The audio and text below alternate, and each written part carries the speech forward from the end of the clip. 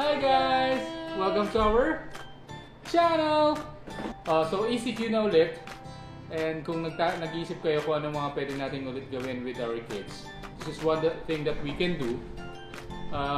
Mommy Chess will bake pizza, home-baked pizza. Tapos ang gagamitin lang namin is yung aming air fryer. Is it an air fryer? Air fryer oven. So, may oven function din siya. So, ito yung itsura ng oven namin.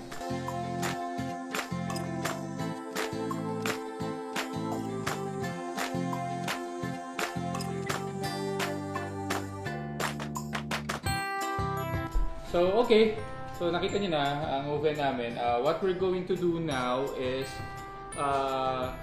basically yung pizza yata, yung dough is meron ginawa si Mommy Chess. Nag-mix lang tayo ng 3 3/4 cup ng flour and 350 ml of water, 1/4 teaspoon ng what do you call that? Yeast, and 2 teaspoon ng salt.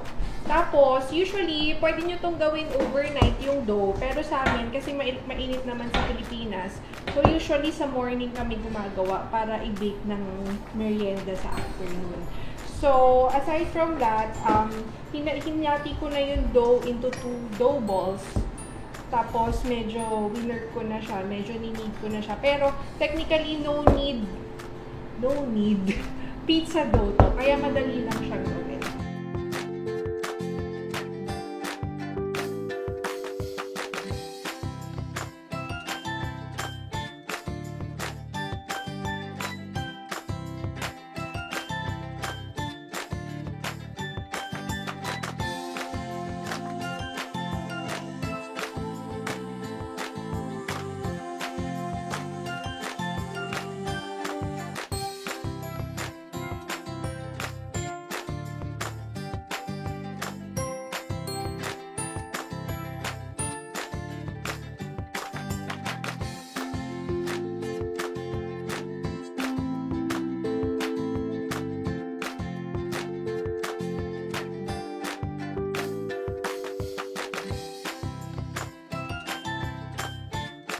Yun. So, i-form na natin yung pizza ngayon. So, okay. Sila na bahala. Mag-form na sila ng pizza. So, you can do this with your kids if you have the air fryer with the oven function. So, if not, yun, try nyo to.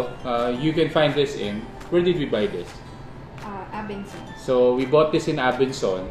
So, if you want to try it, you can search it in Abenson. So, this is what do we call the air fryer? Air fryer. Hindi, anong brand? Hanabishi. Hanabishi what? Air fryer. So, Hanabishi air fryer. So, the link where you can buy this will be in the description below. So, yun. Si namama na.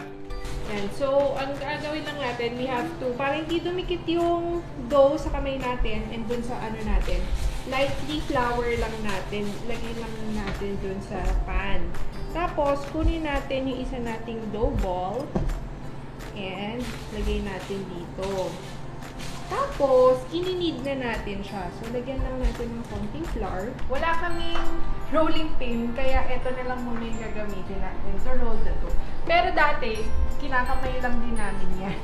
So, pwede naman, kahit anong trick nyo. So, make sure lang na may flour din yung bottle nyo para hindi dumikit. So, lagyan pa natin siya ng flour. And yung mismong dough nyo, pwede nyo lagyan ng flour. Pero kaunti-kaunti lang kasi syempre, yung consistency nun nakaka-affect.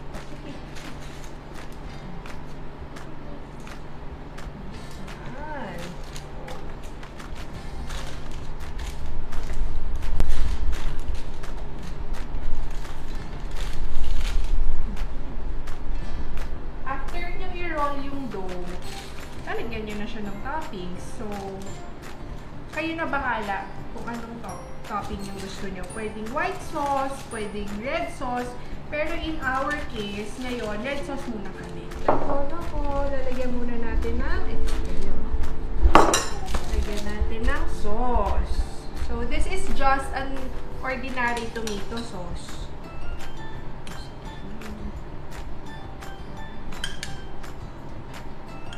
So, lagyan nyo lang, spread. Sige na, sige na. Spread mo, sige, spread. Okay.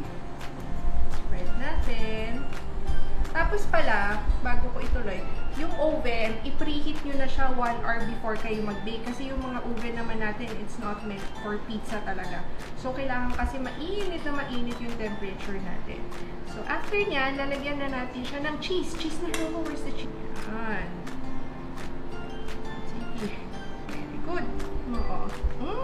Yummy cheese. Sarap. That's pepperoni. So we have pepperoni, ham, bacon, onions, and tomato.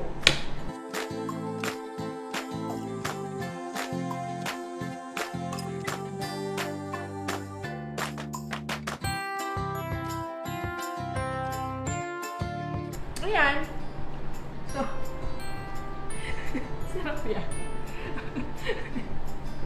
So, here's our first pizza. So, we have here onion, pepperoni, bacon, and bacon. So, yun. So, isang pizza gagawa naman namin ng ham, basil, and tomatoes. Yun. So, watch out na doon sa pangalawa. Hindi na namin papakita. Ito na lang papakita namin. So, yun. So, isasalak na namin to sa air fryer for about 10 minutes hanggang maging bubbly yung cheese niya. Then, that's okay na. Yun.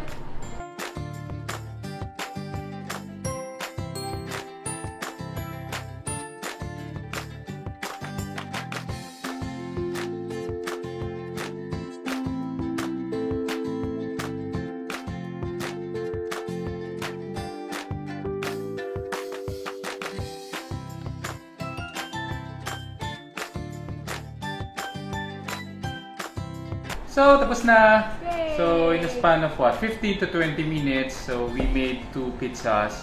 Tapos, syempre, yun nga, meron pang ginawa before maayos yung dough. So, roughly around, mga 15 to 25, I think. So, I think this is good para bonding din with Rojo, bonding din with your kids. Minsan lang talaga, pag ganitong age, medyo makulit na, mas matatagalan yung paggawa ng pizza. So, di ba? Di ba? So yun, kakain na kami. We'll try this out and hopefully masarap and sana magustuhan nyo rin. You can try this out, just watch this video and yun. So bye bye. Hopefully nagustuhan nyo. Follow us on Facebook and Instagram here, and also don't forget to like, subscribe, and share this video. You can do this at home during ECQ. Bye bye. See you. Good night. Mwah! Mwah. Fishy kiss.